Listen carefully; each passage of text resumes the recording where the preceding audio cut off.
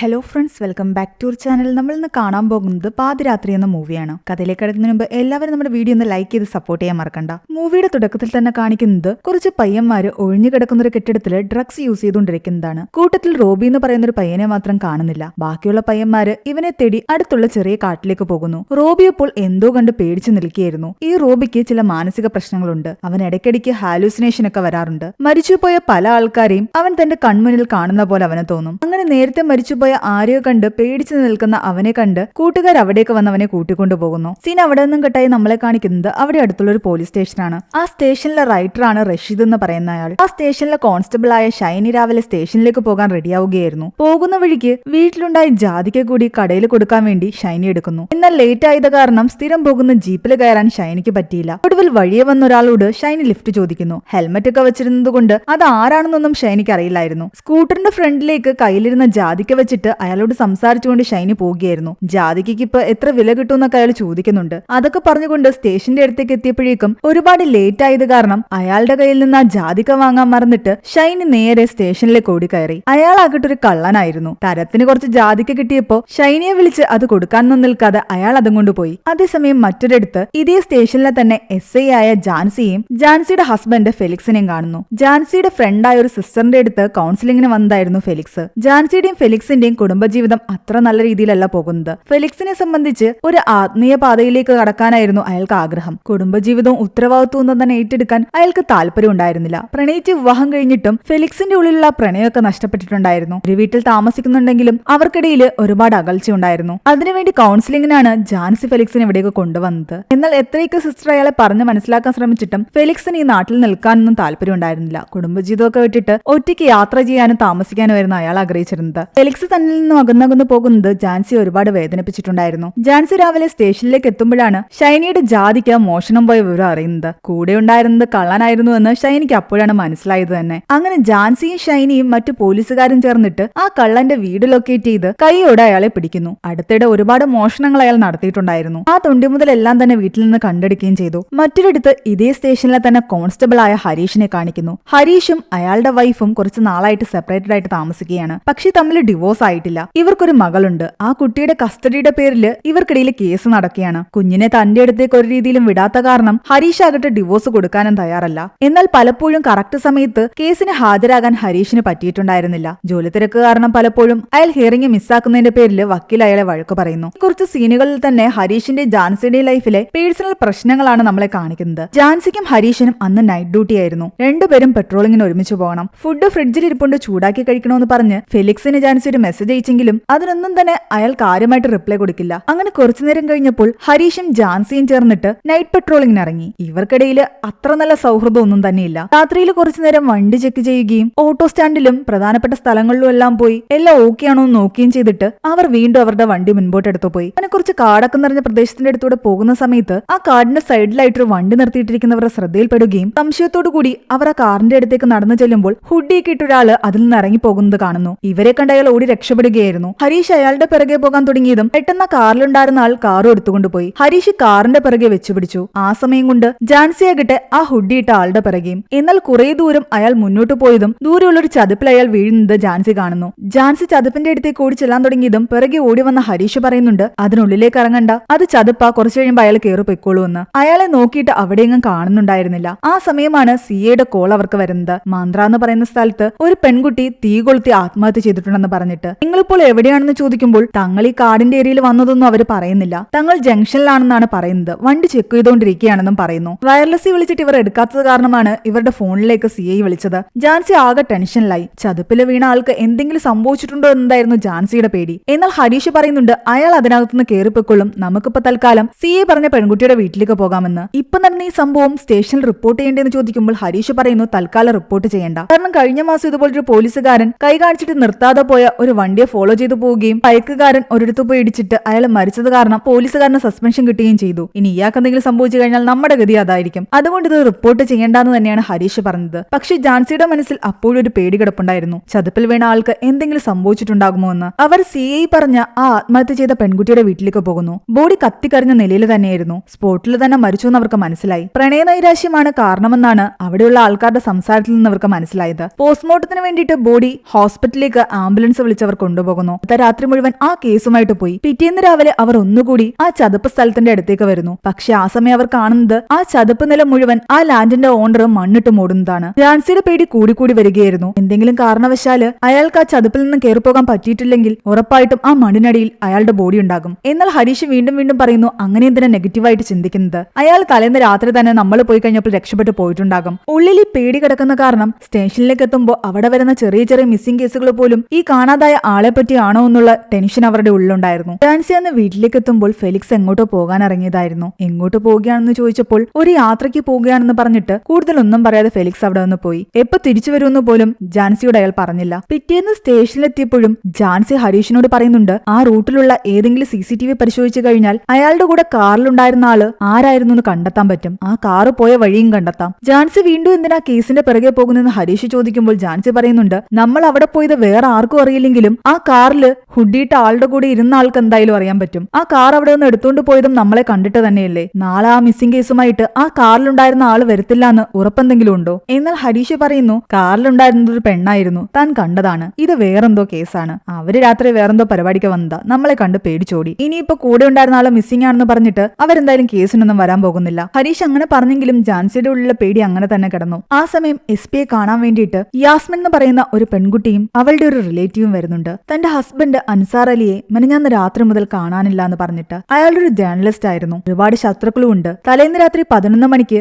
യാസ്മിൻ ഉറങ്ങാൻ പോയപ്പോൾ പുറത്തെന്തോ വായിച്ചുകൊണ്ടിരുന്നതാണ് അൻസാർ അലി. പിന്നീട് അയാൾ എങ്ങോട്ട് പോയി എന്ന് യാസ്മിൻ അറിയില്ല. അങ്ങനെ SPയുടെ നേതൃത്വത്തിൽ ഒരു ടീമാകട്ടെ ഈ കേസ് അന്വേഷിക്കാൻ ആരംഭിച്ചു. വാക്കി ടോക്കിയിലൂടെ ഈ മിസ്സിംഗ് കേസിനെ പറ്റി മറ്റ് സ്റ്റേഷനുകളിലേക്കും പോലീസുകാരിലേക്കും അറിയിക്കുന്നത് ഹരീഷും ജാൻസിയും കേൾക്കുന്നുണ്ടായിരുന്നു. അവരുടെ ഫോണിലേക്കും കാണാതായ അൻസാർ അലിയുടെ ഫോട്ടോസ് വരുന്നു. കൂടാതെ കാണാതാകുന്ന സമയത്ത് അയാൾ അവസാനമായിട്ട് ധരിച്ചിരുന്നത് ഒരു ട്രാക്ക് പാന്റും ഗ്രീൻ ഹുഡിയുമായിരുന്നു എന്ന് പറയുന്നതോടുകൂടി ജാൻസിയുടെ ഉള്ള പേടി കൂടി. മിസ്സിംഗ് ആയ ഹസ്ബൻഡിനെ പറ്റി ആലോചിച്ചുകൊണ്ടിരിക്കുകയാണ് യാസ്മിൻ. അൻസാറും അവളും തമ്മിലുള്ള നല്ല മെമ്മറീസ് ആയിരുന്നു അവളുടെ മനസ്സിലൂടെ കടന്നു വന്നുകൊണ്ടിരുന്നത്. അതേസമയം ജാൻസി വീട്ടിലെത്തിയപ്പോൾ ഫെലിക്സ് യാത്രയൊക്കെ കഴിഞ്ഞ് തിരിച്ചെത്തിയിട്ടുണ്ടായിരുന്നു. പക്ഷെ അയാളാകട്ടെ തന്റെ ജോലിയൊക്കെ രാജിവെച്ച് ഒറ്റയ്ക്കൊരു ജീവിതം തുടങ്ങാനുള്ള ശ്രമത്തിലായിരുന്നു. ജാൻസിയോട് അതിനെപ്പറ്റി ഒന്നും തന്നെ അയാൾ ഡിസ്കസ് പോലും ചെയ്യുന്നില്ല. താൻ തന്റേതായ വഴി തെരഞ്ഞെടുക്കുകയാണെന്ന് മാത്രം പറയുന്നു. ഹരീഷ് ആകട്ടെ ജാൻസി പറഞ്ഞ പ്രകാരം ആ ഏരിയയിലുള്ള CCTV ഒക്കെ പരിശോധിക്കുകയാണ്. ഏതെങ്കിലും CCTVയിൽ അന്ന് രാത്രി ആ കാറ് പെട്ടിട്ടുണ്ടോ എന്ന് അയാൾ ചെക്ക് ചെയ്യുമ്പോൾ മെയിൻ റോഡിലെ CCTVയിൽ ഒന്നും തന്നെ ആ കാറ് കണ്ടിട്ടുണ്ടായിരുന്നില്ല. ആ ഫോറസ്റ്റ് ഏരിയയിൽ കുറച്ച് CCTV ഉണ്ട്. അത് ഫോറസ്റ്റ് ഡിപ്പാർട്ട്മെന്റിന്റെ കീഴിൽ വരുന്നതാണ്.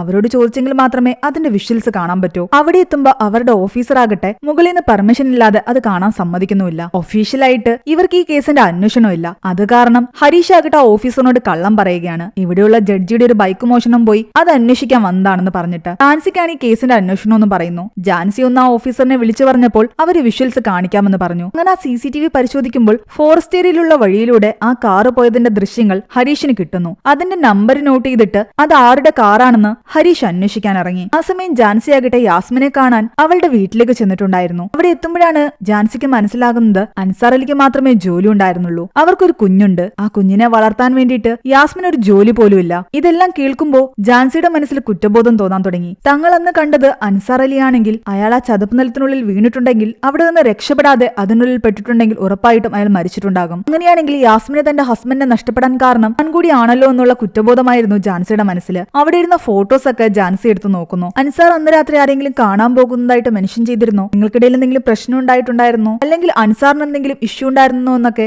ജാൻസി യാസ്മിനോട് ചോദിക്കുമ്പോൾ അങ്ങനെ ഒരു പ്രശ്നം ഉണ്ടായിരുന്നില്ല എന്നാണ് യാസ്മിൻ പറയുന്നത്. ഹരീഷ് തനിക്ക് കിട്ടിയ വിവരങ്ങളുമായിട്ട് ജാൻസിയുടെ അടുത്തെത്തുമ്പോൾ ജാൻസി പറയുന്നുണ്ട് താൻ യാസ്മിന്റെ വീട്ടിൽ പോയെന്ന്. എന്നാൽ ഹരീഷ് അത് കേട്ട് ആകെ ചൂടാകുന്നു. നമുക്ക് ഈ കേസ് അന്വേഷിക്കാനുള്ള അനുവാദമില്ല, എന്നിട്ടും നിങ്ങൾ അവിടെ പോയിട്ടുണ്ടെങ്കിൽ അത് ആരെങ്കിലും അറിഞ്ഞാൽ പ്രശ്നമാകും. ജാൻസി പറയുന്നുണ്ട് അവരുടെ അവസ്ഥ വളരെ മോശമാണ്. ആ കുഞ്ഞിനെ വളർത്താൻ അവർക്കൊരു ജോലി പോലും ഇല്ല. അവരുടെ ഹസ്ബൻഡ് ആ അൻസാർ അലി തന്നെയായിരിക്കും ആ ചതുപ്പ് നിലത്തിനടിയിൽ കിടക്കുന്നത്. അയാൾ മരിച്ചു എന്ന് നിങ്ങൾക്ക് എന്താ എത്ര ഉറപ്പെന്ന് ഹരീഷ് ചോദിക്കുമ്പോൾ എനിക്ക് അങ്ങനെ തന്നെയാ തോന്നുന്നതെന്ന് ജാൻസി പറയുന്നു. അവരങ്ങനെ സംസാരിച്ചുകൊണ്ടിരിക്കുമ്പോൾ തന്നെ ഒരു കോൺസ്റ്റബിൾ വന്ന് പറയുന്നുണ്ട് ചതുപ്പ് നിലത്തിൽ നിന്ന് ഒരു ബോഡി കണ്ടെത്തിയെന്ന് പറഞ്ഞിട്ട്. അതോടുകൂടി രണ്ടുപേരും ആകെ ടെൻഷനിലായി. ഇത്രയും നേരം അവർക്കൊരു സംശയം മാത്രമേ ഉണ്ടായിരുന്നുള്ളൂ. ഇപ്പോൾ അത് കൺഫേം ആയിരിക്കുന്നു. അവിടെ പോയി നോക്കുമ്പോൾ രാത്രിയിൽ അവർ ഓടിച്ച അതേ ആള് തന്നെയാണ് ആ ചതുപ്പ് നിലത്തിൽ മരിച്ചു കിടക്കുന്നത്. അത് അൻസാർ അലി തന്നെയായിരുന്നു. ജാൻസിയുടെ കൈയും കാലും വിറയ്ക്കാൻ തുടങ്ങി. എന്നാൽ ഹരീഷ് പറയുന്നുണ്ട് പുറമെ ടെൻഷൻ കാണിക്കാൻ പാടില്ല എന്ന്. നമ്മൾ മനഃപൂർവ്വം ഒന്നും ചെയ്തിട്ടില്ല. നമ്മളെ കണ്ട് പേടിച്ചയാൾ ഓടിപ്പോകുന്ന വഴിക്ക് ചതുപ്പ് നിലത്തിൽ വീണ് മരിച്ചു. ഇത് ആരോടും പറയാനും നിൽക്കണ്ട. DYSP ഉൾപ്പെടെ മറ്റു പോലീസുകാരെല്ലാം അവിടേക്ക് വന്നു. DYSP സുരേഷിനായിരുന്നു ഈ കേസിന്റെ അന്വേഷണം. അൻസാർ അലിയുടെ മരണവിവരം അറിഞ്ഞ് ആകെ തകർന്നിരിക്കുകയാണ് യാസ്മിനും. ബോഡിയൊക്കെ അവിടെ നിന്ന് മാറ്റി പോസ്റ്റ്മോർട്ടത്തിന് കൊണ്ടുപോയി. ആകെ ടെൻഷനായിട്ട് ജാൻസി ആകട്ടെ ഹരീഷിനെ വിളിക്കുന്നു. എന്നാൽ കോൾ എടുത്ത് സംസാരിക്കാനൊന്നും ഹരീഷ് നിൽക്കാതെ നേരിട്ട് തന്നെ കാണാൻ വേണ്ടി ചെല്ലുകയാണ്. കാരണം എന്തെങ്കിലും സംശയം തോന്നി ഇവരുടെ കോള് പരിശോധിച്ചാൽ ഇതിനെപ്പറ്റി ഒന്നും തന്നെ സംസാരിക്കുന്നത് ആരും അറിയാൻ പാടില്ല. താൻ എങ്ങനെ ഇത്ര കൂളായിട്ടിരിക്കുന്നു, നമ്മൾ കാരണമല്ല അയാൾ മരിച്ചതെന്ന് ജാൻസി ചോദിക്കുമ്പോൾ നിങ്ങൾ അതിങ്ങനെ ഇടയ്ക്കിടയ്ക്ക് പറയാതിരിക്കാനാണ് ഹരീഷ് പറയുന്നത്. എന്നാൽ ജാൻസി പറയുന്നു ഇങ്ങോട്ട് ആരെങ്കിലും കണ്ടുപിടിച്ച് വരുന്നതിന് മുമ്പ് ഞാൻ പോയി സറണ്ടർ ആകാൻ പോവുകയാണെന്ന്. മണ്ടത്തരം കാണിക്കരുതെന്ന് ഹരീഷ് പറയായിരുന്നു. ആ സമയം അയാൾക്ക് സിഐയുടെ കോള് വരുന്നു. അത്യാവശ്യമായിട്ട് അവിടെ വരെ ചെല്ലണമെന്ന് പറഞ്ഞിട്ട്. മിക്കവാറും ഈ കേസിനെ പറ്റി അവർക്ക് എന്തെങ്കിലും തുമ്പ് കിട്ടിയിട്ടുണ്ടാകും. മേഡത്തിനും ഇപ്പൊ കോള് വരും, അങ്ങോട്ട് എത്തിയേക്കെന്ന് പറഞ്ഞിട്ട് ഹരീഷ് അവിടെ നിന്നും പോവുകയാണ്. ഹരീഷിനന്ന് കോടതിയിൽ തന്റെ മകളെ കൂട്ടാൻ പോകണമായിരുന്നു. പക്ഷെ അതിനു പോലും ഹരീഷിന് പോകാൻ പറ്റിയില്ല. കാരണം സിയെ വിളിച്ചത് കാരണം ഹരീഷ് അവിടേക്ക് പോയി. കുറച്ചു കഴിഞ്ഞപ്പോഴേക്കും ജാൻസിക്കും സിയുടെ കോള് വന്നു. അവൾ ആകെ ടെൻഷനായിട്ട് വഴിയിൽ വണ്ടി വെച്ചിട്ട് ഹെൽമറ്റും എടുത്ത് ഓട്ടോ വിളിച്ചാണ് അവിടെ എത്തിയത്. ആ സമയം സിയെയും ഡിവൈഎസ്പി സുരേഷും റഷീദ് എന്ന് പറയുന്ന ആ റൈറ്ററും എല്ലാം ചേർന്നിരുന്ന് ആ ലാൻഡിന്റെ ഓണറിനെ ക്വസ്റ്റ്യൻ ചെയ്യുകയായിരുന്നു. അൻസാർ അലി മിസ്സിംഗ് ആയതിന്റെ പിറ്റേ ദിവസമാണ് ആ ചതുപ്പ് നിലം അയാൾ മണ്ണിട്ട് മൂടിയത്. അതെന്തിനാണെന്ന് ചോദിക്കുമ്പോൾ തനിക്ക് ഭാഗം വെച്ച് കിട്ടിയ സ്ഥലമാണെന്നും അവിടെ ഒരു ബിൽഡിംഗ് പണിയാൻ വേണ്ടിയിട്ട് ബിൽഡർ പറഞ്ഞിട്ടാണ് ചതുപ്പ് നിലമെല്ലാം മണ്ണിട്ട് മൂടിയതെന്ന് പറയുന്നു. കാരണം ആ ഏരിയയിൽ ഒരുപാട് ചതുപ്പ് നിലങ്ങളുണ്ട്. കോടതിയുടെ അനുവാദം ഇല്ലാതെയായിരുന്നു അത് മണ്ണിട്ട് മൂടിയത്. അത് ഇഷ്യൂ ആയത് കാരണം കോടതി തന്നെ ആ ചതുപ്പ് നിലം പഴയ അവസ്ഥയിലാക്കാൻ പറഞ്ഞു. അതുകൊണ്ടാണ് അയാൾ പിന്നീട് ആ മണ്ണെടുത്ത് മാറ്റാൻ ശ്രമിച്ചത്. അപ്പോഴാണ് ആ ബോഡി കണ്ടെത്തിയതും. എന്നാൽ ഓൾറെഡി ജേർണലിസ്റ്റായ അൻസാർ അലിയും ഈ ലാൻഡ് ഓണറും തമ്മിൽ കുറച്ച് ഇഷ്യൂസ് ഉണ്ടായിരുന്നു. പാടം നികത്തിലും ഇതുപോലെ ചതുപ്പ് നിലങ്ങൾ മണ്ണിട്ട് മൂടുന്നതും ഒക്കെ പ്രകൃതി സംരക്ഷണത്തിന് എതിരാണെന്ന് പറഞ്ഞിട്ട് അൻസാർ അലി ഒരു റിപ്പോർട്ട് തയ്യാറാക്കിയിട്ടുണ്ടായിരുന്നു. അതിലിവർക്കിടയിലുണ്ടായ പ്രശ്നത്തിന് പകരം വീട്ടാൻ വേണ്ടിയിട്ട് അൻസാർ അലിയെ കൊന്ന് മനഃപൂർവ്വം ആ ചതുപ്പ് നിലത്തിലിട്ടിട്ട് മണ്ണിട്ട് മൂടിയതാണോ എന്ന് ഡിവൈഎസ്പി ചോദിക്കുമ്പോൾ ആ ലാൻഡ് ഓണർ പറയുന്നുണ്ട് താൻ അങ്ങനെയൊന്നും ചെയ്തിട്ടില്ല എന്ന്. ആ ഒരു കേസുമായിട്ട് തനിക്കൊരു ബന്ധമില്ല എന്ന് പറയുന്നു. ഹരീഷും ജാൻസിയും അവിടെ വെയിറ്റ് ചെയ്ത് നിൽക്കുകയായിരുന്നു. ആ സമയം ഹരീഷിന് ഒരു കോള് വരുന്നുണ്ട്. ആ കാറിന്റെ ഓണറിനെ പറ്റി അന്വേഷിക്കാൻ ഹരീഷ് പറഞ്ഞ ആളായിരുന്നു വിളിച്ചിട്ടുണ്ടായിരുന്നത്. ആ കാറ് അഞ്ജലി എന്ന് പറയുന്ന ഒരു പെൺകുട്ടിയുടേതാണ്. താൻ ഉദ്ദേശിച്ച ആളുടെ മകള് തന്നെയല്ലേ ഈ അഞ്ജലി എന്ന് ചോദിക്കുമ്പോൾ മറുപുറത്തു നിന്നും ആ ഫോണിൽ സംസാരിച്ച ആൾ പറയുന്നുണ്ട് അയാളുടെ മകള് തന്നെയാണെന്ന്. ചിരിച്ചുകൊണ്ട് ഹരീഷ് ഡിവൈഎസ്പിയുടെ റൂമിലേക്ക് കയറി. അൻസാർ അലി ആ ചതുപ്പ് നിലത്തിൽ വീണ് മരിച്ച ദിവസം ഹരീഷും ജാൻസിയും നൈറ്റ് പെട്രോളിങ്ങിന് പോയിരുന്നതിനെ പറ്റി ചോദിക്കുന്നു. ആ സമയം ഇവർക്ക് സിയുടെ കോള് വന്നിട്ടുണ്ടായിരുന്നല്ലോ. ഇവർ എവിടെയായിരുന്നു എന്ന് ചോദിച്ചപ്പോൾ ഇവരെന്ന് പറഞ്ഞത് തങ്ങൾ വണ്ടി ചെക്ക് ചെയ്തുകൊണ്ടിരിക്കുകയാണെന്നാണ്. പക്ഷെ ആ സമയം അൻസാർ അലി മരണപ്പെട്ട സ്ഥലത്തിനടുത്താണ് ഇവരുടെ ടവർ ലൊക്കേഷൻ കാണിച്ചത്. നിങ്ങൾ ഇവിടെ എന്തെടുക്കുകയായിരുന്നു ചോദിച്ചപ്പോൾ തങ്ങൾ ആ വഴി പോകുന്ന വഴിക്ക് തങ്ങളുടെ വണ്ടിക്ക് ചെറിയൊരു മിസ്സിംഗ് ഉണ്ടായി, അത് ചെക്ക് ചെയ്തുകൊണ്ടിരുന്നതാണെന്നാണ് ഹരീഷ് പറയുന്നത്. അല്ലാതെ സാറ് വിചാരിക്കുന്ന പോലെ ഞങ്ങൾ റോഡിലെ മറ്റു വണ്ടികൾ ചെക്ക് ചെയ്തുകൊണ്ടിരുന്നതല്ല, ഞങ്ങളുടെ വണ്ടി ചെക്ക് ചെയ്തുകൊണ്ടിരുന്നതാണ് ഞാൻ പറഞ്ഞത്. സിയെ വിളിച്ചത് 11:15 ആ സമയം അവർ ആ ഏരിയയിലുണ്ട്. അൻസാർ അലിയുടെ പോസ്റ്റ്മോർട്ടം റിപ്പോർട്ട് പ്രകാരം അയാൾ മരിച്ചിട്ടുണ്ടാവുക 11:30 അങ്ങനെയാണെങ്കിൽ ഉറപ്പായിട്ടും അൻസാർ അലി മരിച്ച സമയത്ത് നിങ്ങൾ അവിടെ ഉണ്ടായിരുന്നു എന്ന് ചോദിക്കുമ്പോൾ തങ്ങൾ ആ സമയം വണ്ടി മിസ്സായത് ചെക്ക് ചെയ്യുകയായിരുന്നു, വണ്ടി ഓക്കെ ആയപ്പോ അവിടെ ഒന്ന് പോയി എന്നാണ് അവർ പറയുന്നത്. എന്നാൽ ഇവർ പറയുന്നതിൽ എന്തൊക്കെയോ ഡൗട്ട് ഡിവൈഎസ്പിക്ക് തോന്നുന്നു. കാരണം തൽക്കാലം ജാൻസിയോട് പുറത്തിരിക്കാൻ പറഞ്ഞിട്ട് ഹരീഷിനെ മാത്രം അയാൾ ക്വസ്റ്റ്യൻ ചെയ്യാൻ തുടങ്ങി. നിങ്ങൾ രണ്ടുപേരും കൂടെ ആ സമയത്ത് അവിടെ എന്തെടുക്കുകയായിരുന്നു എന്നാണ് അയാൾ ചോദിക്കുന്നത്.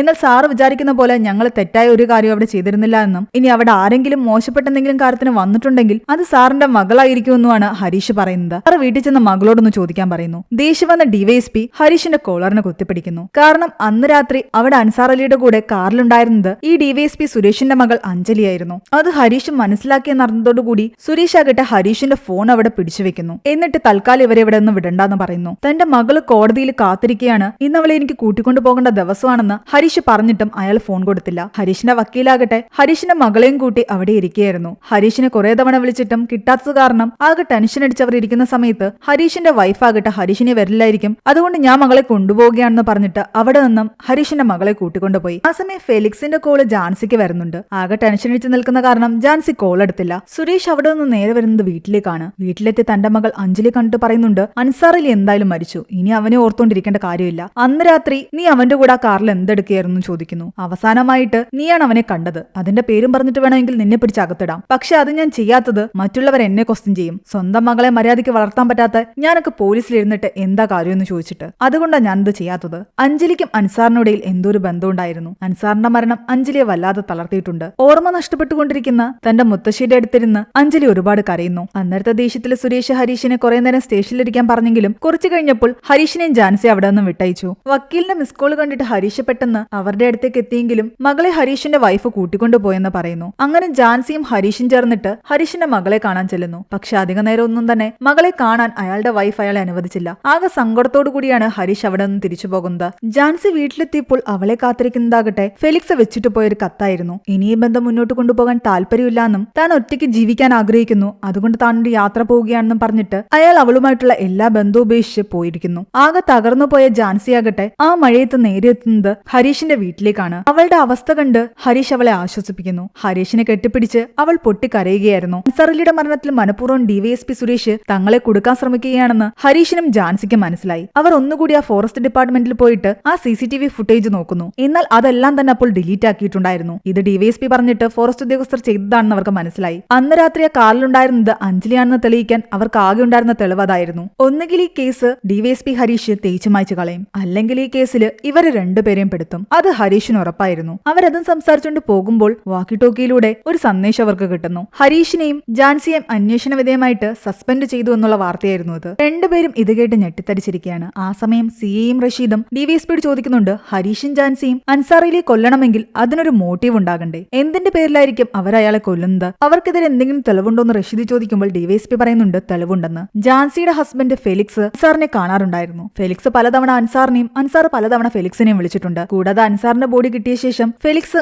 മിസ്സിംഗുമാണ്. ജാൻസി അത് ഇതുവരെ ആരോടും റിപ്പോർട്ട് ചെയ്തിട്ടില്ല. അതുകൊണ്ട് ഇതെല്ലാം ചേർത്ത് വായിക്കുമ്പോൾ ചിലപ്പോൾ അൻസാറിനെ കൊന്ന ശേഷം ഫെലിക്സ് രക്ഷപ്പെട്ടതാകാം, ഫെലിക്സിനെ രക്ഷിക്കാൻ ജാൻസി ശ്രമിക്കുന്നതുമാകാം. ഇതിനെല്ലാം ഹരീഷും കൂട്ടുനിന്നിട്ടുണ്ടാകാം. ഇതൊക്കെയായിരുന്നു ഡിവൈഎസ്പി പറയുന്നത്. എന്നാൽ ഇതൊന്നും തന്നെ റഷീദിന് ഉൾക്കൊള്ളാൻ പറ്റുന്നുണ്ടായിരുന്നില്ല. ജാൻസിയും ഹരീഷും സ്റ്റേഷനിലെത്തിയപ്പോഴേക്കും അവർക്ക് അവരുടെ സസ്പെൻഷൻ ഓർഡർ കിട്ടി. റഷീദ് ജാൻസിയോടും ഹരീഷിനോടും ഡിവൈഎസ്പി ഇവരെ കൊടുക്കാൻ ശ്രമിക്കുന്ന കാര്യം പറയുന്നു. അന്ന് രാത്രി നടന്ന സംഭവങ്ങളെല്ലാം തന്നെ അവർ റഷീദിനോട് തുറന്നു പറയുന്നു. അന്നേ അത് റിപ്പോർട്ട് ചെയ്തിരുന്നെങ്കിൽ ഇത്രയും പ്രശ്നങ്ങൾ ഉണ്ടാകില്ലായിരുന്നു. ആ സമയം ഹരീഷ് അതിന് സമ്മതിക്കാതിരുന്നത് അത് മണ്ടത്തരമായി എന്ന് ഇപ്പൊ ഹരീഷിന് തോന്നുന്നുണ്ട്. ഡിവൈഎസ്പിയുടെ മകൾ അഞ്ജലിയും അൻസാറും തമ്മിൽ എന്തോ ഇഷ്ടത്തിലായിരുന്നു. അന്ന് രാത്രി അവർ സംസാരിക്കാൻ വന്നതായിരിക്കാം. ഞങ്ങളുടെ കഷ്ടകാലത്തിന് അവരെ കാണുകയും ചെയ്തു. അവർ ഞങ്ങളെ കണ്ട് പേടിച്ചവിടെ നിന്ന് പോവുകയും ചെയ്തു. അതാ ഈ പ്രശ്നത്തിനെല്ലാം കാരണം. അപ്പോഴും അവർക്ക് മനസ്സിലാകാത്തൊരു കാര്യം ഫെലിക്സും അൻസാറും തമ്മിൽ എന്താ കണക്ഷൻ എന്നായിരുന്നു. ഡിവൈഎസ്പി സുരേഷ് എന്തായാലും ഫെലിക്സിന്റെ പുറകെ ഉണ്ടെന്നും തൽക്കാലം നിങ്ങൾ നിങ്ങളുടേതായ രീതിയിൽ ഈ കേസ് അന്വേഷിച്ച് നിങ്ങളുടെ നിരപരാധിത്വം തെളിയിക്കാൻ ശ്രമിക്കണമെന്നും റഷീദ് ഇവരോട് പറയുന്നു. ജാൻസി ഹരീഷിനെ സപ്പോർട്ട് ചെയ്ത് റഷീദ് സംസാരിച്ച കാരണം ഈ കേസ് അന്വേഷണത്തിൽ നിന്ന് റഷീദിനെ ഡിവൈഎസ്പി മാറ്റി നിർത്തിയിരിക്കുകയായിരുന്നു. ആന്ധ്രയിൽ തീകൊളുത്തി ആത്മഹത്യ ചെയ്ത ആ പെൺകുട്ടിയുടെ കേസിന്റെ പുറകെയായിരുന്നു ഇപ്പോൾ റഷീദ് ഉണ്ടായിരുന്നത്. ആ പെൺകുട്ടിയുടെ കാമുകൻ ഇപ്പോഴും മിസ്സിംഗ് ആണ്. തങ്ങളുടെ നിരപരാധിത്വം തെളിയിക്കാൻ വേണ്ടിയിട്ട് ഹരീഷും ജാൻസി ഇറങ്ങി തിരിച്ചിരിക്കുന്നു. അൻസാറിനെ പറ്റി കൂടുതൽ കാര്യങ്ങൾ അയാളുടെ കൊളീഗായ വീണയോട് ചോദിച്ചറിയുന്നു. ഇവരെല്ലാവരും പണ്ട് കോളേജിൽ ഒരുമിച്ച് പഠിച്ചതായിരുന്നു. അൻസാറും അഞ്ജലിയും അന്നേ തന്നെ പ്രണയത്തിലായിരുന്നു. പക്ഷെ അഞ്ജലിയുടെ അച്ഛന് അത് സമ്മതമല്ലാത്ത കാരണം അവരന്ന് ബ്രേക്കപ്പ് ആയി. പിന്നെ ഇപ്പോൾ ഇടുക്കിയിലേക്ക് അൻസാർ വന്നത് ഏതോ ഒരു സ്റ്റോറി ചെയ്യാനാണ്. അത് ഏത് സ്റ്റോറിയാണെന്ന് ജാൻസി ചോദിച്ചെങ്കിലും അതിനെപ്പറ്റി തനിക്ക് അറിയില്ല എന്ന് വീണ പറയുന്നു. മാന്ത്രയിൽ തീകൊളുത്തി മരിച്ച പെൺകുട്ടിയുടെ കാമുകനെ തേടി റഷീദ് ആ കാമുകന്റെ വീട്ടിലെത്തി. ആ പയ്യൻ കുറച്ച് ദിവസമായിട്ട് തന്റെ കൂട്ടുകാരുടെ കൂടെ എവിടേക്കോ മുങ്ങിയിരിക്കുകയാണ്. അവന്റെ റൂം പരിശോധിക്കുന്നതിൽ നിന്നും അവൻ ഡ്രഗ്സ് യൂസ് ചെയ്യുമായിരുന്നു എന്ന് അവർക്ക് മനസ്സിലായി. അതേസമയം മീഡിയ അൻസാർ അലിയുടെ പോസ്റ്റ്മോർട്ടം റിപ്പോർട്ട് പുറത്തുവിടുന്നു. പോലീസുകാർ ചില കാര്യങ്ങൾ മറച്ചു വെച്ചിരുന്നുവെന്നാണ് മീഡിയ പറയുന്നത്. അൻസാറിന്റെ ശ്വാസകോശത്തിൽ വെള്ളവും ചെളിയും കയറിയിട്ടുണ്ടായിരുന്നു. പക്ഷെ കൂടാതെ അയാളുടെ ശരീരത്തിൽ എന്തോ ഉറപ്പുള്ള ആയുധം വെച്ചിട്ട് അടിച്ചതിന്റെ പാടുകളും ഉണ്ടായിരുന്നു. മീഡിയ ആ സ്ഥലത്ത് പോയി അന്വേഷിച്ചപ്പോൾ അവിടെയുള്ള ആൾക്കാർ പറയുന്നത് ആ ചതുപ്പ് നിലത്തിൽ വീണ് അങ്ങനെ ആരും മരിച്ചിട്ടില്ല. സ്വയം വീണാലും കയറി പോരാൻ പറ്റും. ഒരാളുടെ പോത്ത് അതിനുള്ളിലേക്ക് വീണപ്പോൾ അയാൾ അതിനെ രക്ഷിക്കാൻ ഇറങ്ങിയിട്ടുണ്ടായിരുന്നു. പോത്തിനെ രക്ഷിക്കാൻ ശ്രമിക്കുന്നതിനിടയിൽ പോത്താകട്ടെ അയാളെ ചവിട്ടി താഴ്ത്തിയിട്ടാണ് മുകളിലേക്ക് കയറി പോരുന്നത്. അങ്ങനെ ആ ഒരാൾ മാത്രമേ അവിടെ മരിച്ചിട്ടുള്ളൂ, അല്ലാതെ ആരും മരിച്ചിട്ടില്ല. അതായത് ആരെങ്കിലും ആ ചതുപ്പിലേക്ക് ഒരാളെ ചവിട്ടി താഴ്ത്തിയാൽ മാത്രമേ മരിക്കൂ, അല്ലാത്ത പക്ഷം അയാൾക്ക് അതിൽ നിന്ന് കയറി പോരാം. ഈ വാർത്ത കണ്ടതോടുകൂടി ഹരീഷിനും ജാൻസിക്കും ഉറപ്പായി അൻസാറിനെ ആരോ ഒന്ന് കൊലപ്പെടുത്തിയതാണെന്ന്. അയാളെ ആരായിരിക്കും കൊന്നത്, എന്തിനായിരിക്കാം കൊന്നത്? ഇനി ഈ രണ്ട് ചോദ്യങ്ങൾക്കുള്ള ഉത്തരം അവർക്ക് കണ്ടെത്തിയെങ്കിലേ പറ്റൂ. ജാൻസി അഞ്ജലിയെ കണ്ട് അവളോട് സംസാരിക്കുന്നു. നിങ്ങളുടെ അച്ഛൻ ഞങ്ങളെ രണ്ടുപേരും കൊടുക്കാൻ ശ്രമിക്കുകയാണെന്നും അന്ന് അൻസാറിന്റെ കൂടെ കാറിലുണ്ടായിരുന്നത് അഞ്ജലിയാണെന്ന് തങ്ങൾക്ക് അറിയാമെന്നും തങ്ങളോട് സഹകരിക്കണമെന്നും പറയുന്നു. എന്നാൽ അഞ്ജലി ആ സമയം ജാൻസിയോട് ഒന്നും പറയുന്നില്ല. എന്നെ ശല്യം ചെയ്തെന്ന് പറഞ്ഞിട്ട് അവിടെ നിന്നും പോയി. അൻസാർ മരിച്ച ദിവസം ഡിവൈഎസ്പി എവിടെയായിരുന്നു എന്ന് അന്വേഷിക്കാൻ വേണ്ടിയിട്ട് ഡിപ്പാർട്ട്മെന്റിലുള്ള സാബു എന്ന് പറയുന്ന ഒരാളെ ഹരീഷ് കോണ്ടാക്ട് ചെയ്യുന്നു. അന്ന് ഡിവൈഎസ്പി ഒരു ലഹരി ബോധവൽക്കരണ ക്ലാസ്സിന് വേണ്ടി കണ്ണൂർ പോയിട്ടുണ്ടായിരുന്നു. അയാൾ അവിടുത്തെ രജിസ്റ്ററിൽ സൈൻ ചെയ്തിട്ടുണ്ട്. താൻ അയാളെ കണ്ടുവെന്നും സാബു പറയുന്നു. അതോടുകൂടി അൻസാറിന്റെ മരണസമയത്ത് ഡിവൈഎസ്പി ഇവിടെ ഇല്ലാന്ന് അവർക്ക് ഉറപ്പായി. അപ്പൊ അൻസാറിനെ പിന്നെ കൊന്നത് ആരായിരിക്കും? ഹരീഷും ജാൻസിയും ഒന്നുകൂടി ആ ചതുപ്പ് നിലത്തിന്റെ അടുത്തുള്ള ഏരിയ എല്ലാം പരിശോധിക്കുന്നു. അവിടെ ഒരു ഒഴിഞ്ഞ കെട്ടിടം അവർ കാണുന്നുണ്ട്. സ്ഥിരമായിട്ട് അവിടെ പയ്യന്മാര് വന്നിരുന്ന് മദ്യപിക്കുകയും ഡ്രഗ്സ് യൂസ് ചെയ്യുകയും ചെയ്യുമെന്ന് അവിടെ കിടക്കുന്ന സാധനങ്ങളിൽ നിന്ന് അവർക്ക് മനസ്സിലായി. ആ സമയം ഡിവൈഎസ്പി ആകട്ടെ ബിജോയ് എന്നും ബിനോജ് എന്നും പറയുന്ന രണ്ട് ഉദ്യോഗസ്ഥരുമായിട്ട് സംസാരിക്കാൻ സംസാരിക്കുന്ന കാണിക്കുന്നുണ്ട്. അൻസാറിനും ഫെലിക്സിനും തമ്മിലുള്ള കണക്ഷൻ കണ്ടെത്തുകയായിരുന്നു അവർ. ഫെലിക്സ് വില്ലേജ് ഓഫീസിലാണ് വർക്ക് ചെയ്തിരുന്നത്. വില്ലേജ് ഓഫീസുകളിൽ നടക്കുന്ന സ്കാമിനെ പറ്റി അൻസാർ അലി ഒരു റിപ്പോർട്ട് തയ്യാറാക്കിയിട്ടുണ്ടായിരുന്നു. 2 പാർട്ടായിട്ട് ആ വീഡിയോ ചെയ്തിരിക്കുന്നത്. ഇതിനകത്ത് ആദ്യത്തെ പാർട്ട് മാത്രമേ പുറത്തു വന്നിട്ടുള്ളൂ, രണ്ടാമത്തെ പാർട്ട് പുറത്തു വന്നിട്ടില്ല. ഫെലിക്സും വില്ലേജ് ഓഫീസിലല്ലേ വർക്ക് ചെയ്യുന്നത്. അയാളുടെ എന്തെങ്കിലും സ്കാമിനെ പറ്റി അൻസാർ അലി കണ്ടെത്തിയിട്ടുണ്ടെങ്കിൽ ചിലപ്പോൾ അതിന്റെ പേരിൽ ഫെലിക്സ് അൻസാർ അലിയെ കൊല്ലാൻ സാധ്യതയുണ്ട്. അതിലേക്കായിരുന്നു ഡിവൈഎസ്പിയുടെ അന്വേഷണം പോയിക്കൊണ്ടിരുന്നത്. വീഡിയോയുടെ സെക്കൻഡ് പാർട്ട് അൻസാർ അലി പുറത്തുവിട്ടിട്ടില്ല. ഉറപ്പായിട്ടും അത് അയാളുടെ കയ്യിലുണ്ടാകും. അത് കണ്ടെത്താൻ ആ 2 ഉദ്യോഗസ്ഥരോട് ഈ ഡിവൈഎസ്പി പറയുന്നു. അതിനുശേഷം അയാൾ നേരെ എത്തുന്നത് ജാൻസിയുടെ വീട്ടിലേക്കാണ്. ഫെലിക്സിന്റെ മിസ്സിംഗ് കേസ് നിങ്ങൾ എവിടെയും കൊടുക്കാഞ്ഞത് എന്താന്ന് ചോദിക്കുമ്പോൾ ജാൻസി പറയുന്നുണ്ട് ഫെലിക്സ് കത്തെഴുതി വെച്ചിട്ടാ പോയതെന്ന്. അതുകൊണ്ട് ആ മിസ്സിംഗ് കേസ് ഒന്നും കൊടുക്കാതിരുന്നത്. ഫെലിക്സിന്റെ റൂമെല്ലാം പരിശോധിക്കുമ്പോൾ അയാൾ ഉപയോഗിച്ചിരുന്ന ഫോണും പഴയൊരു സിമ്മും അവർക്ക് കിട്ടുന്നു. ആ കത്ത് ഫെലിക്സ് തന്നെയാണോ എഴുതിയത് അതോ മറ്റുള്ളവരെ ബോധിപ്പിക്കാൻ വേണ്ടിയിട്ട് ജാൻസി എഴുതിയതാണോ എന്നൊക്കെ പോലീസുകാർ അവളോട് ചോദിക്കുന്നു. ശരിക്കും ജാൻസി ഈ കേസിൽ കൊടുക്കാനായിരുന്നു ഡിവൈഎസ്പി ശ്രമിച്ചുകൊണ്ടിരുന്നത്. മീഡിയയോട് അയാൾ പറയുന്നുണ്ട് ഫെലിക്സിനെ പറ്റി ഒരുപാട് നിർണായക തെളിവുകൾ ഞങ്ങൾക്ക് കിട്ടിയിട്ടുണ്ടെന്ന്. ഈ ന്യൂസ് എല്ലാം തന്നെ വീണയും അഞ്ജലിയും കാണുന്നു. വീണ അഞ്ജലിയോട് പറയുന്നുണ്ട് ആ 2 ഓഫീസേഴ്സും ജെനുവൻ ആയിട്ടാണ് എനിക്ക് തോന്നിയത്. മറുഭാഗത്ത് നിന്റെ അച്ഛനായതുകൊണ്ട് സംശയിക്കേണ്ടതായിട്ടുണ്ട്. അഞ്ജലിക്കും തന്റെ അച്ഛനെ സംശയം ഉണ്ടായിരുന്നു. പോലീസുകാർ ഈ കേസൊക്കെ വളച്ചൊടിക്കുന്ന കാരണം ആകെ വിഷമിച്ചിരിക്കുകയായിരുന്നു ജാൻസി. ഹരീഷ് അവൾക്കുള്ള ഫുഡുമായിട്ട് വന്ന് അവളെ ആശ്വസിപ്പിക്കുന്നു. പിറ്റേന്ന് ആ സാബു എന്ന് പറയുന്ന പോലീസുകാരൻ ഹരീഷിനെ കാണാൻ വീണ്ടും വരുന്നുണ്ട്. അന്ന് ആ ബോധവൽക്കരണ ക്ലാസ്സിൽ പങ്കെടുക്കാൻ ഡിവൈഎസ്പി അവിടെ വന്നിരുന്നു എന്നുള്ള കാര്യം ഉറപ്പാ. പക്ഷേ അയാൾ അധികം നേരം നിന്നില്ല. ജസ്റ്റ് അയാൾ അവിടെ വന്നു എന്ന് കാണിച്ചിട്ട് അവിടെ നിന്ന് തിരിച്ചു പോരുന്നു. പിന്നെ അയാളുടെ കൂടെ ഉണ്ടായിരുന്ന ആ 2 ഓഫീസേഴ്സ് ബിജോയും ബിനോജും അവരവിടെ വന്നു എന്ന് പറഞ്ഞിട്ടാണ് സൈൻ ഇട്ടിരിക്കുന്നത്. പക്ഷെ യഥാർത്ഥത്തിൽ അവരവിടെ വന്നിട്ടില്ല. അതിനർത്ഥം അൻസാർ മരിച്ച രാത്രിയിൽ ഡിവൈഎസ്പി ആ സ്പോട്ടിൽ ഉണ്ടാകാൻ സാധ്യതയുണ്ട്. ഈ കാര്യങ്ങളെല്ലാം റഷീദിനോട് ഹരീഷ് വന്ന് പറയുന്നു. അയാൾ പറയുന്നുണ്ട് ആ മാന്തറ കേസിലെ പെൺകുട്ടിയുടെ കാമുകൻ ഇപ്പോഴും മിസ്സിംഗിലാണെന്ന്. അവരെ പറ്റി കൂടുതൽ അന്വേഷിച്ചപ്പോൾ ഈ ചതുപ്പ് നിലത്തിനടുത്തുള്ള കെട്ടിടത്തില് അവർ സ്ഥിരമായിട്ട് മദ്യപിക്കാനും ഡ്രഗ്സ് യൂസ് ചെയ്യാനും പോകാറുണ്ട്. ഒരുപക്ഷെ അൻസാർ അലി മരിച്ച രാത്രിയിൽ അവരവിടെ ആരെങ്കിലും കണ്ടിട്ടുണ്ടാകാം. ആ കൊലപാതകം കണ്ടിട്ടുണ്ടാകാം. ആ പെൺകുട്ടിയുടെ ആത്മഹത്യ മാത്രമല്ല അവർ ഒളിവിൽ പോകാൻ കാരണം. കൊലപാതകം നേരിട്ട് കണ്ടതുകൊണ്ടും ചിലപ്പോൾ അവർ ഒളിവിൽ പോകാൻ സാധ്യതയുണ്ട്. അതുകൊണ്ട് ആ പയ്യന്മാരെ ലൊക്കേറ്റ് ചെയ്യാൻ റഷീദ് ശ്രമിക്കുന്നുണ്ട്. ഇവര് ഡിവൈഎസ്പി അൺഒഫീഷ്യലായിട്ട് യാസ്മിനെ കാണാൻ വരുന്നു. അൻസാർ അലിയെ പറ്റി സംസാരിച്ചു തുടങ്ങിയിട്ട് അയാൾ ചെയ്തുകൊണ്ടിരുന്ന വില്ലേജ് ഓഫീസിൽ നടക്കുന്ന സ്കാംസിന്റെ വീഡിയോയുടെ പാർട്ട് 2 ഇവിടെ എവിടെയെങ്കിലും ഉണ്ടോന്ന് ചോദിക്കുന്നു. തനിക്കതിനെ പറ്റി ഒന്നും അറിയില്ല എന്നാണ് യാസ്മിൻ പറയുന്നത്. വീടൊന്ന് പരിശോധിക്കണമെന്ന് പറയുമ്പോൾ അതിന് സാർ ഒഫീഷ്യലായിട്ട് വരണമെന്ന് തന്നെയാണ് യാസ്മിൻ പറയുന്നത്. ഫെലിക്സ് ഇവിടെ വരാറുണ്ടായിരുന്നോ? ഫെലിക്സിനെ പറ്റി അൻസാർ അലി എന്തെങ്കിലും പറഞ്ഞിരുന്നോ? നിങ്ങൾക്ക് അറിയാമോ എന്നൊക്കെ ചോദിക്കുമ്പോൾ തനിക്ക് അങ്ങനെ ഒരാളെ അറിയില്ല എന്നാണ് യാസ്മിൻ പറയുന്നത്. അൻസാർ അലിയുടെ മരണത്തിന് പിന്നിൽ ഫെലിക്സ് ആണെന്ന് തന്നെ വരുത്തി തീർക്കാനും അതിലൂടെ ജാസ്മിനെ ഹരീഷിനെയും കൊടുക്കാനായിരുന്നു ഡിവൈഎസ്പിയുടെ ശ്രമം. ഇതിനിടയിൽ ആ മാന്തറ കേസിലെ പെൺകുട്ടിയുടെ കാമുകന്മാരെ ഒരു സ്ഥലത്ത് നിന്നും റഷീദ് ഹരീഷും ജാൻസിയും ചേർന്ന് പിടിക്കുന്നു. ആ പെൺകുട്ടി ആത്മഹത്യ ചെയ്തതിൽ ആ പെൺകുട്ടിയുടെ കാമുകന് വലിയ പങ്കൊന്നുമില്ല. 6 മാസം മുമ്പേ അവർ ബ്രേക്കപ്പ് ആയതാണ്. അവൾ അന്ന് രാത്രി വെറുതെ വിളിച്ച് വഴക്കുണ്ടാക്കിയിട്ട് ആ ദേഷ്യത്തിന് ആത്മഹത്യ ചെയ്തതാണ്. അൻസാർ മരിക്കുന്ന അന്ന് രാത്രിയിൽ ഈ പയ്യന്മാരും ആ കെട്ടിടത്തിൽ ഉണ്ടായിരുന്നില്ല. അവരൊരു മാരേജിൽ പങ്കെടുക്കാൻ പോയിരുന്നതായിരുന്നു. അതിനുള്ള തെളിവുകൾ അവിടെയുള്ള CCTVയിലുണ്ട്. നിങ്ങൾ എല്ലാവരും പോയിരുന്നു ചോദിക്കുമ്പോൾ തങ്ങളുടെ കൂട്ടത്തിൽ നിന്ന് ആകെ റോബി മാത്രമേ വരാത്തതായിട്ടുള്ളൂ, ബാക്കി എല്ലാവരും പോയിന്ന് പറയുന്നു. മൂവിയുടെ തുടക്കത്തിൽ കാണിച്ച ആ മാനസിക പ്രശ്നങ്ങളുള്ള പയ്യനായിരുന്നു റോബി. ഇവരുടെ ബാഗ് പരിശോധിക്കുമ്പോൾ അതിൽ നിന്നൊരു സാൻഡിസ്ക് കിട്ടുന്നുണ്ട്. ഇത് ആരുടേതാണെന്ന് ചോദിക്കുമ്പോൾ താൻ ആ ഏരിയയിൽ വാക്കിങ്ങിന് പോയപ്പോൾ അവിടെ നിന്നും കിട്ടിയതാണെന്ന് പറയുന്നു. ആ ചതുപ്പ് നിലത്തിന്റെ അടുത്തുനിന്ന് ഇവർക്ക് ഇത് കിട്ടിയിട്ടുണ്ടെങ്കിൽ സ്വാഭാവികമായിട്ടും അത് അൻസാറിന്റെ ആകാൻ സാധ്യതയുണ്ട്. ഇത് ഓപ്പൺ ആക്കാൻ നോക്കിയിരുന്നു. അത് പാസ്വേഡ് പ്രൊട്ടക്റ്റഡ് ആണ്. ഉറപ്പായിട്ട് അത് പരിശോധിച്ചു കഴിഞ്ഞാൽ അതിൽ നിന്ന് എന്തെങ്കിലുമൊക്കെ സീക്രട്ടുകൾ ഇവർക്ക് കിട്ടും. കൂടാതെ ആ സാബുവിന്റെ സഹായത്തോടു കൂടി അൻസാർ അലി മരിച്ച ദിവസം ഡിവൈഎസ്പിയുടെ കൂടെ ഉണ്ടായിരുന്ന ആ 2 പോലീസ് ഓഫീസേഴ്സ് സഞ്ചരിച്ച വാഹനം ഇവർ തങ്ങളുടെ കസ്റ്റഡിയിൽ എടുക്കുകയും സീക്രട്ട് ആയിട്ട് അതൊന്ന് പരിശോധിക്കുകയും ചെയ്യുന്നു. ഫോറൻസിക്കിന്റെ ആളെ വിളിച്ചിട്ട് പരിശോധന നടത്തുമ്പോൾ അതിൽ നിന്ന് അൻസാറിന്റെ ഹെയർ സാമ്പിളും ബ്ലഡ് സാമ്പിളും ഇവർക്ക് കിട്ടുന്നുണ്ട്. അത് മാത്രം വെച്ചിട്ട് ഇവർക്ക് ഡിവൈഎസ്പി ഇതിൽ കൊടുക്കാൻ പറ്റില്ല. എന്തെങ്കിലും സ്ട്രോങ് ആയിട്ടുള്ള എവിഡൻസ് കൂടി കിട്ടിയെങ്കിലേ പറ്റൂ. അൻസാറിനെ കൊല്ലാനുള്ള ഡിവൈഎസ്പിയുടെ മോട്ടീവ് പോലും ഇവർക്കിപ്പോ കറക്റ്റ് ആയിട്ട് അറിയില്ല. ആകെയുള്ളത് അഞ്ജലി മാത്രമാണ്. അഞ്ജലി ആകട്ടെ ഇവരോട് സഹകരിക്കുന്നുമില്ല. എന്നാൽ ഇവിടെ ഡിവൈഎസ്പി ആകട്ടെ ജാൻസിയെ ഹരീഷിനെ കൊടുക്കാൻ വേണ്ടിയിട്ട് SP-യോട് പറയുന്നുണ്ട് അവരെ ക്വസ്റ്റ്യൻ ചെയ്യാൻ എനിക്ക് അവസരം വേണമെന്ന്. ഫെലിക്സിന് ക്രൈം ചെയ്യാനുള്ള അവസരം ജാൻസി ഹരീഷും ഉണ്ടാക്കി കൊടുത്തു എന്നാണ് ഡിവൈഎസ്പി SP-യോട് പറയുന്നത്. പിന്നെ മാത്രമല്ല ഈ അൻസാർ അത്ര നല്ലവനല്ല എന്നും ലീഗലായിട്ട് പല ബിസിനസ്സുകൾ അവൻ ചെയ്യാറുണ്ട്, ഹവാല പരിപാടിയൊക്കെ അവനുണ്ടെന്ന് അയാൾ പറയുന്നു. എല്ലാം അഞ്ജലി ശ്രദ്ധിക്കുന്നുണ്ടായിരുന്നു. തന്റെ മനഃപൂർവ്വം ജാൻസിയും ഹരീഷിനെ കൊടുക്കാൻ ശ്രമിക്കുന്നതാണെന്ന് അഞ്ജലിക്ക് മനസ്സിലായി. അഞ്ജലി അയാളുടെ അടുത്തേക്ക് ചെന്നതോടുകൂടി അയാളാകട്ടെ അഞ്ജലിയോട് പറയുന്നുണ്ട് ഞാൻ ചെയ്യേണ്ട കാര്യം മറ്റാരോ ചെയ്തു. അതായത് അൻസാർ മരിക്കാൻ അയാൾ ആഗ്രഹിച്ചിരുന്നു, പക്ഷെ വേറെ ആരോണ് അവനെ കൊന്നത്. എന്താണെങ്കിലും അച്ഛന്റെ സ്വഭാവം നന്നായിട്ട് അറിയാവുന്ന അഞ്ജലി ജാൻസിയെ വന്ന് കണ്ടിട്ട് സത്യങ്ങൾ തുറന്നു പറയുന്നു. അൻസാറും അഞ്ജലിയും കോളേജ് കാലം തൊട്ടേ പ്രണയത്തിലായിരുന്നു. അവളുടെ അച്ഛൻ ആ ബന്ധത്തെ എതിർത്തത് കാരണം അവർ ബ്രേക്കപ്പ് ആയതാണ്. പക്ഷെ വർഷങ്ങൾക്ക് ശേഷം ഹോസ്പിറ്റലിൽ വെച്ചിട്ടാണ് അഞ്ജലി അൻസാറും വീണ്ടും കാണുന്നത്. ആ സമയം അൻസാറിന്റെ വൈഫ് യാസ്മിൻ പ്രഗ്നന്റ് ആയിരുന്നു. പരസ്പരം വീണ്ടും കണ്ടുമുട്ടിയതോടുകൂടി അവരുടെ ഉള്ളിലെ പ്രണയം വീണ്ടും പുറത്തേക്ക് വന്നു. അഞ്ജലിക്ക് ഒരു ജീവിതം കിട്ടാത്തത് കാരണം അൻസാർ ഒരുപാട് സങ്കടത്തിലായിരുന്നു. അവള് പോയ കാരണം ഒരുപാട് സങ്കടത്തിൽ കഴിഞ്ഞിരുന്ന അവനാകട്ടെ ഒരു കൂട്ട് വേണമെന്ന് തോന്നിയിട്ടാണ് ജാസ്മിനെ വിവാഹം കഴിച്ചത്. പക്ഷെ അവന്റെ മനസ്സിൽ ഇപ്പോഴും അഞ്ജലി ഉണ്ടായിരുന്നു. നിനക്കിനി എന്നും കൂട്ടായിട്ട് ഞാൻ ഉണ്ടാകുമെന്ന് അൻസാർ അഞ്ജലിക്ക് വാക്കുകൊടുക്കുന്നു. ഭാര്യയും കുട്ടിയും ഉണ്ടായിരുന്നിട്ടും അൻസാർ അഞ്ജലിയുടെ കൂടെ ഒരു അവിഹിത ബന്ധത്തിലായിരുന്നു. പലയിടങ്ങളിൽ വെച്ച് ഇവർ കാണുകയും ഒരുമിച്ച് കറങ്ങാൻ പോവുകയൊക്കെ ചെയ്തു. അഞ്ജലിയുടെ അച്ഛന ഡിവൈഎസ്പി ഇത് വീണ്ടും കാണുകയും അവളെ ഇതിന്റെ പേരിൽ ശകാരിക്കുകയും ചെയ്തു. അവളതൊന്നും ആദ്യം കാര്യമാക്കിയില്ല. പക്ഷെ അൻസാർ മരിക്കുന്നതിന്റെ അന്ന് രാത്രി ഡിവൈഎസ്പി പറഞ്ഞിട്ട് അയാളുടെ കൂടെ ഉണ്ടായിരുന്ന 2 പോലീസ് ഓഫീസേഴ്സ് അൻസാറിനെ പിടിച്ച് നന്നായിട്ട് ഉപദ്രവിക്കുകയും നല്ല വാണിംഗ് കൊടുത്ത് പറഞ്ഞു വിടുകയും ചെയ്തു. അടിയൊക്കെ കൊണ്ട് വീട്ടിലേക്ക് അൻസാർ എത്തിക്കഴിഞ്ഞപ്പോൾ അഞ്ജലിയെ വിളിച്ച് കാര്യം പറയുന്നു. ആകെ ടെൻഷനായ അഞ്ജലിയാകട്ടെ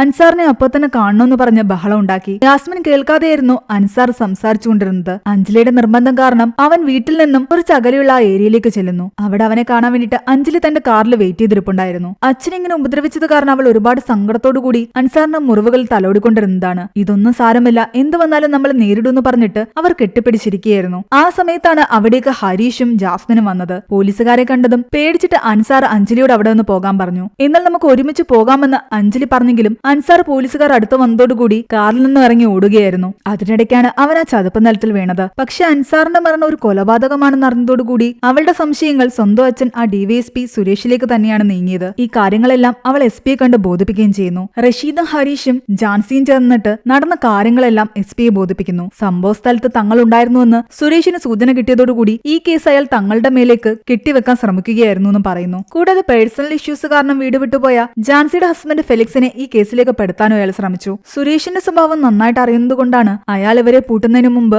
അയാൾക്കെതിരെയുള്ള തെളിവുകൾ കണ്ടെത്താൻ ഇവരിറങ്ങി പുറപ്പെട്ടതെന്നും പറയുന്നു. പിന്നീടുള്ള അന്വേഷണത്തിൽ ഇവർ കണ്ടെത്തിയ കാര്യങ്ങളെല്ലാം എസ് ബോധിപ്പിക്കുന്നു. അന്ന് രാത്രി അൻസാറിനെ കാണാൻ അഞ്ജലി വീട്ടിൽ നിന്ന് ഇറങ്ങിയപ്പോൾ തന്നെ ഡിവൈഎസ്പിയുടെ കൂടെ ഉണ്ടായിരുന്ന 2 ഓഫീസേഴ്സ് അത് അയാളെ വിളിച്ചറിയിച്ചിട്ടുണ്ടാകണം. തങ്ങളെ കണ്ട് പേടിച്ച് ചതുപ്പ് നിലത്തിൽ ചാടിയ അൻസാറിനെ അവിടെ വിട്ടിട്ട് ഹരീഷും ജാൻസിയും പോയിട്ടുണ്ടായിരുന്നല്ലോ. അവിടെ നിന്നും തിരിച്ചു കയറാൻ അയാൾ ശ്രമിച്ചപ്പോഴേക്കും ഡിവൈഎസ്പി അവിടെ എത്തുകയും കയ്യിലുണ്ടായിരുന്ന മരക്കഷ്ണം വെച്ചിട്ട് അൻസാറിനെ ചതുപ്പ് നിലത്തിലേക്ക് തള്ളി താഴ്ത്തുകയും ചെയ്തതായിരിക്കാം. സുരേഷ് മുൻപും ഒരുപാട് ക്രൈമുകൾ ചെയ്തിട്ടുണ്ട്. ഈ പറയുന്ന കാര്യത്തിനെല്ലാം എന്തെങ്കിലും നല്ല തെളിവുകളുണ്ടോ എന്ന് എസ് ചോദിക്കുമ്പോൾ കഥയൊന്ന് ഫ്ലാഷ് ബാക്കിലേക്ക് കാണിക്കുന്നു. തെളിവുകളൊന്നും അധികം ഇല്ലാതിരിക്കുന്ന സമയത്താണ് ഇവർക്ക് റഷീദിന്റെ കോള് വന്നത്. വർഷങ്ങളായിട്ട് റഷീദ് തന്റെ ഒരു കൂട്ടുകാരൻ സഹദേവൻ എന്ന് പറയുന്ന ഒരു പോലീസുകാരനെ അന്വേഷിച്ചുകൊണ്ടിരിക്കുകയായിരുന്നു. ഈ സഹദേവൻ ഡിവൈഎസ്പി സുരേഷിന്റെ ഡ്രൈവറായിരുന്നു. വർഷങ്ങൾക്ക് മുമ്പ് നിലമ്പൂർ സ്റ്റേഷനിൽ സുരേഷ് ഉണ്ടായിരുന്നപ്പോൾ അയാളുടെ കൂടെ ഉണ്ടായിരുന്ന ആളാണ് സഹദേവൻ. സുരേഷിന്റെ എല്ലാ ക്രൈമുകൾക്കും അന്ന് സഹദേവൻ കണ്ണടിച്ച് കൂടെ നിന്നിട്ടുണ്ട്. പക്ഷേ ലാസ്റ്റ് നിലമ്പൂർ ഒരു കേസ് അന്വേഷിച്ചുകൊണ്ടിരിക്കെ സഹദേവനെ കാണാതായി. അയാൾക്ക് പിന്നെ എന്ത് സംഭവിച്ചുവെന്ന് പലതവണ റഷീദ് അന്വേഷിച്ചു. ഒടുവിൽ ഇപ്പോൾ സഹദേവനുള്ള സ്ഥലം അയാൾ ലൊക്കേറ്റ് ചെയ്തിട്ടുണ്ട്. സഹദേവനോട് സംസാരിക്കുകയാണെങ്കിൽ സുരേഷ് ചെയ്തിട്ടുള്ള ക്രൈമുകളെല്ലാം പുറത്തുവരും. കൂടാതെ അൻസാർ അലിയുടെ യാത്രകളെ പറ്റി അന്വേഷിച്ചപ്പോൾ അയാൾ സഹദേവനെ വന്ന് കണ്ടിട്ടുണ്ടെന്നും ഇവർക്ക് മനസ്സിലായിട്ടുണ്ടായിരുന്നു. അതുകൊണ്ടാണ് ഇപ്പോൾ റഷീദ് ഇവരെ സഹദേവന്റെ അടുത്തേക്ക് കൂട്ടിക്കൊണ്ടുപോകുന്നത്. സഹദേവനെ കണ്ട് സംസാരിക്കുകയും അൻസാർ അലി മരിച്ച വിവരം പറയുകയും ചെയ്തപ്പോൾ അയാൾ ശരിക്കും ഷോക്കായി. ഇനി അയാൾ അൻസാർ അലി ഇവിടെ വന്ന് സംസാരിച്ചതിനെ പറ്റി എല്ലാം പറയുന്നു. അഞ്ജലിയിൽ നിന്നും അൻസാർ മനസ്സിലാക്കിയിട്ടുണ്ടായിരുന്നു സുരേഷ് ഒരുപാട് ക്രൈമുകൾ ചെയ്തിട്ടുണ്ടായിരുന്നുവെന്ന്. തന്റെ അച്ഛൻ ചെയ്യുന്നതൊന്നും ശരിയല്ല എന്ന് അഞ്ജലിക്ക് അറിയാമായിരുന്നു. സുരേഷിനെ പറ്റിയുള്ള കൂടുതൽ വിവരങ്ങൾ കണ്ടെത്താനാണ് അന്ന് അൻസാർ സഹദേവനെ തേടിയെത്തിയത്. നിലമ്പൂർ സ്റ്റേഷനിൽ സുരേഷിന്റെ കൂടെ അന്ന് ഡ്രൈവറായിട്ട് സഹദേവൻ ജോലി ചെയ്യുന്ന സമയത്ത് ഒരു കേസുമായിട്ട് ബന്ധപ്പെട്ട് അവിടെയുള്ള ഒരു ഗ്രാമത്തില് സഹദേവൻ പോയിരുന്നു. അവിടെ ഒരു തയ്യൽക്കട നടത്തുന്ന ആളുമായിട്ട് സഹദേവൻ നല്ല കൂട്ടമായിരുന്നു. അയാളുടെ പേര് സജീവൻ എന്നാണ്. ഭാര്യയും 2 പെൺമക്കളും ഉണ്ട് അയാൾക്ക്. മൂത്ത കുട്ടി 7ലും ഇളയ കുട്ടി 3ലുമായിരുന്നു പഠിക്കുന്നത്. 3ൽ പഠിക്കുന്ന കുട്ടിക്ക് ഇടയ്ക്ക് രാത്രിയിൽ പനിയായിട്ട് സജീവനും വൈഫും ഹോസ്പിറ്റലിലേക്ക് കൊണ്ടുപോയി. ഹോസ്പിറ്റലിൽ നിന്ന് തിരിച്ചെത്തിയപ്പോഴാകട്ടെ മൂത്ത പെൺകുട്ടി ശരീരം നിറയെ മുറിവുകളും പാടുകളുമായിട്ട് പേടിച്ചു വരച്ചിരിക്കുന്നു. ആരും അവളെ ക്രൂരമായി റേപ്പ് ചെയ്തിരിക്കുന്നു. കുട്ടിയെന്ന് സഹദേവന്റെ കണ്ണിൽ നോക്കി പറഞ്ഞു സ്ഥലത്തെ ഒരു പ്രധാന ഉദ്യോഗസ്ഥനാണ് തന്നോട് ഇത് ചെയ്തതെന്ന്. അത് സുരേഷ് ആയിരുന്നു എന്ന് സഹദേവന് മനസ്സിലായി. ആ കേസ് തേച്ചു മായ്ച്ചു കളയാൻ സുരേഷ് ശ്രമിക്കുന്നുണ്ടായിരുന്നു. കേസ് അന്വേഷണം എങ്ങും എത്തിയില്ല. ഇതിനിടയ്ക്ക് ആ കൊച്ചിനെ കാണാതായി. സജീവൻ തന്റെ മകളെ തിരിച്ചു തരണമെന്ന് പറഞ്ഞിട്ട് സുരേഷിന്റെ മുന്നിൽ വന്ന് കേണപേക്ഷിച്ചു. പെൺകുട്ടി ആരെങ്കിലും കൂടെ ഇറങ്ങിപ്പോയതായിരിക്കുന്നവരെ സുരേഷ് എന്ന് അയാളോട് പറഞ്ഞു. അന്ന് ഇതെല്ലാം കണ്ട് നിസ്സഹായനായി നോക്കി നിൽക്കാനേ സഹദേവന് സാധിച്ചുള്ളൂ. കുറച്ചു ദിവസം കഴിഞ്ഞിട്ട് കൊച്ചിനെ പോലീസുകാർ കണ്ടെത്തി. പീഡിപ്പിച്ചത് സജീവനാണെന്നും സജീവൻ ആ കുട്ടിയെ വിൽക്കാൻ ശ്രമിച്ചുവെന്നും പോലീസുകാർ കേസുണ്ടാക്കി. വാർത്ത പത്രങ്ങളിൽ വന്നതോടുകൂടി സജീവൻ ശരിക്കും ഒറ്റപ്പെട്ടു. ഒരു ദിവസം രാത്രി സുരേഷ് സഹദേവനെ വിളിച്ച് തന്റെ കൂടെ ഉണ്ടായിരുന്ന 2 ഉദ്യോഗസ്ഥരെയും വിളിച്ച് സജീവന്റെ വീടിന്റെ അടുത്തേക്ക് പോയി. കുറച്ചു കഴിഞ്ഞപ്പോൾ സഹദേവൻ കാണുന്നത് അവരെല്ലാവരും ചേർന്നിട്ട് ആ വീടിന് തീയിടുന്നതാണ്. സജീവനും കുടുംബവും ആ തീയിൽ വെന്തു മരിച്ചു. പക്ഷെ ഇതെല്ലാം നോക്കി നിൽക്കേണ്ടി വന്ന സഹദേവന്റെ മനസ്സിൽ ഒരുപാട് കുറ്റബോധം ഉണ്ടായിരുന്നു. പിന്നീട് ഒരു നിമിഷം പോലും അയാൾക്ക് ആ ജോലിയിൽ തുടരാൻ തോന്നിയില്ല. അവിടെ നിന്ന് റിസൈൻ ചെയ്തിട്ട് അയാൾ നാടുവിട്ടു. അതുപോലെ സുരേഷ് ചെയ്ത ഒരുപാട് ക്രൈമുകൾക്ക് താൻ കൂട്ടുനിൽക്കേണ്ടി വന്നിട്ടുണ്ടെന്നും അതിലെല്ലാം തനിക്കിപ്പോൾ കുറ്റബോധം ഉണ്ടെന്നും അയാൾ പറയുന്നു. ഈ പറയുന്ന കാര്യങ്ങളെല്ലാം വീഡിയോ എടുത്ത് അൻസാർ തന്റെ ഡ്രൈവിൽ സൂക്ഷിച്ചിട്ടുണ്ടായിരുന്നു. അതാണ് ആ പയ്യന്മാരിൽ നിന്നും ജാൻസിക്ക് കിട്ടിയത്. പാസ്വേഡ് ലോക്ക് ഇട്ടിരുന്ന ആ ഡ്രൈവ് തുറക്കാൻ ഇവരെ ഹെൽപ്പ് ചെയ്തത് അഞ്ജലിയാണ്. സ്പീഡ് മുന്നിൽ വന്ന് സഹദേവനും ഈ സത്യങ്ങളെല്ലാം തുറന്നു പറയുന്നു. അങ്ങനെ സുരേഷിനെതിരെ ശക്തമായ തെളിവുകളും സാക്ഷിമൊഴിയും വന്നതോടുകൂടി SP ഡിവൈഎസ്പി സുരേഷിനെ അറസ്റ്റ് ചെയ്യുന്നു. അൻസാറിന്റെ കൊലപാതകത്തിന് പിന്നിലും അയാളെ തന്നെയാണ് പ്രതി ചേർത്തത്. വാർത്താ ചാനലുകളിലെല്ലാം തന്നെ ഈ ന്യൂസ് ആയിരുന്നു കാണിച്ചുകൊണ്ടിരുന്നത്. ആ സമയം ജാൻസിയുടെ ഫ്രണ്ടായ ആ സിസ്റ്റർ ഇല്ലേ, അവരുടെ അടുത്ത് കൗൺസിലിംഗിന് വന്നതായിരുന്നു റോബി എന്ന് പറയുന്ന ആ പയ്യൻ. മെന്റൽ ഇഷ്യൂസും ഹാലുസിനേഷൻ പ്രോബ്ലംസും ഉള്ള ആ പയ്യനാകട്ടെ ഈ വാർത്ത കണ്ടതും ആകെ പേടിച്ചു പോയി ഒരിടത്ത് ഒളിച്ചിരിക്കുന്നു. സംശയം തോന്നിയ സിസ്റ്റർ ജാൻസിയെ വിളിച്ച് കാര്യം പറയുന്നു. ജാൻസി ആ പയ്യനോട് സംസാരിക്കുമ്പോൾ അൻസാർ മരിച്ച ദിവസം രാത്രി തന്റെ കൂട്ടുകാരെല്ലാം കല്യാണത്തിന് പോയിരുന്ന സമയത്ത് അവൻ ഒറ്റയ്ക്ക് ആ കെട്ടിടത്തിൽ ഉണ്ടായിരുന്നു. രാത്രി അവൻ അവിടെ ആരെയോ കണ്ടിട്ടുണ്ട്. ആ ആളെ അവൻ വീണ്ടും ഈ വാർത്തകളിൽ കണ്ടു. മരിച്ചുപോയ പല ആൾക്കാരെയും താൻ ഹാലുസിനേറ്റ് ചെയ്യാറുണ്ടെന്ന് ആ പയ്യൻ പറയുന്നു. ഈ കേസുമായിട്ട് ബന്ധപ്പെട്ട ആരെയാണ് അവൻ കണ്ടതെന്ന് ജാൻസിക്ക് ഡൗട്ടായി. അവൾ ഓരോരുത്തരുടെയും ഫോട്ടോസ് കാണിക്കുന്നു. അതൊരു സ്ത്രീയായിരുന്നു എന്ന് അവൻ പറഞ്ഞതും അഞ്ജലി തന്റെ ഫോണിലെ ആരുടെയോ ഫോട്ടോ അവനെ കാണിക്കുന്നു. ഒരു ഫോട്ടോ കണ്ടതും അവൻ വല്ലാതെ പേടിക്കുന്നു. മാത്രമല്ല കുറച്ച് ദൂരെ ആ സ്ത്രീ നിൽക്കുന്നതായിട്ടും അവന് തോന്നുന്നു. ജാൻസി ഹരീഷിനെ കണ്ടിട്ട് പറയുന്നുണ്ട്, നമ്മൾ വിചാരിച്ച പോലെ അൻസാറിന്റെ മരണത്തിന് പിന്നില് ഡിവൈഎസ്പി സുരേഷ് അല്ല,